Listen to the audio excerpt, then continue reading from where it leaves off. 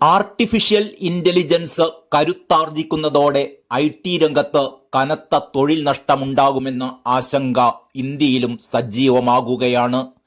രാജ്യത്തെ ഏറ്റവും വലിയ ഐ.ടി. സേവനദാതാക്കളായ ടാറ്റ കൺസൾട്ടൻസി സർവീസസ് 2026 സാമ്പത്തിക വർഷത്തോടെ 2% ജോലിക്കാരെ പിരിച്ചുവിടാൻ തീരുമാനിച്ചതായാണ് രാജ്യാന്തര വാർത്താ ഏജൻസിയായ റോയിറ്റേഴ്സിന്റെ ഏറ്റവും പുതിയ റിപ്പോർട്ട്.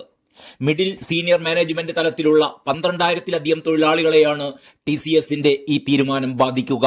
അതേസമയം AI പുതിയ തൊഴിലവസരങ്ങൾ ഐ.ടി. രംഗത്ത് സൃഷ്ടിക്കുമെന്നും വിലയിരുത്തപ്പെടുന്നു. ഇന്ത്യയിലെ ഐ.ടി. ഭീമന്മാരായ TCSന് ആകെ ഏകദേശം 6,13,000 ജോലിക്കാരാണുള്ളത്. ഇതിൽ 12,000 പേർക്ക് വരും നാളുകളിൽ തൊഴിൽ നഷ്ടമാകും. TCS വിവിധ പ്രവർത്തനങ്ങൾക്ക് AI വിന്യസിക്കുന്നതാണ് ഇതിന് കാരണം. ലാഭവിഹിതം നിലനിർത്തുന്നതിനും വിപണിയിൽ മത്സരക്ഷമത തുടരുന്നതിനും കമ്പനിയുടെ ഈ നീക്കം സഹായിക്കുമെന്നാണ് വിലയിരുത്തലുകൾ.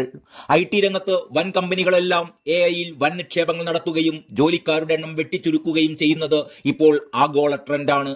അതേസമയം കമ്പനിയുടെ സേവനങ്ങൾ തടസ്സപ്പെടാത്ത രീതിയിലായിരിക്കും ഈ തൊഴിൽ പുനഃക്രമീകരണം നടപ്പിലാക്കുക എന്ന് TCS ഔദ്യോഗിക പ്രസ്താവനയിൽ വ്യക്തമാക്കുന്നു.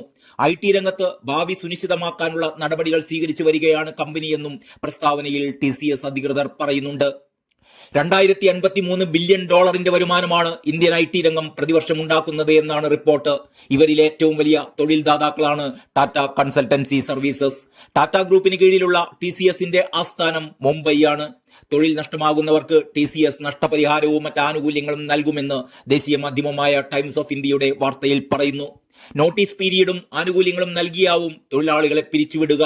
ഇൻഷുറൻസ് കവറേജ് നീട്ടലും കരിയർ ട്രാൻസിഷൻ സഹായവും TCS ഇവർക്ക് നൽകിയേക്കും. 600 ലാറ്ററൽ നിയമനങ്ങൾ TCS വൈകിപ്പിച്ചതായി അടുത്തിടെ വാർത്തകൾ പുറത്തു വന്നതിന് പിന്നാലെയാണ് പിരിച്ചുവിടൽ സ്ഥിരീകരണവും വന്നിരിക്കുന്നത് എന്നത് ശ്രദ്ധേയമാണ്. വരുംകാല സാങ്കേതിക വിദ്യകളിൽ കൂടുതൽ നിക്ഷേപം നടത്താനും AI ആഭ്യന്തര ഉപഭോക്തൃ പ്രവർത്തനങ്ങളിൽ കൂടുതലായി ഉപയോഗിക്കാനുമാണ് TCSന്റെ തീരുമാനം.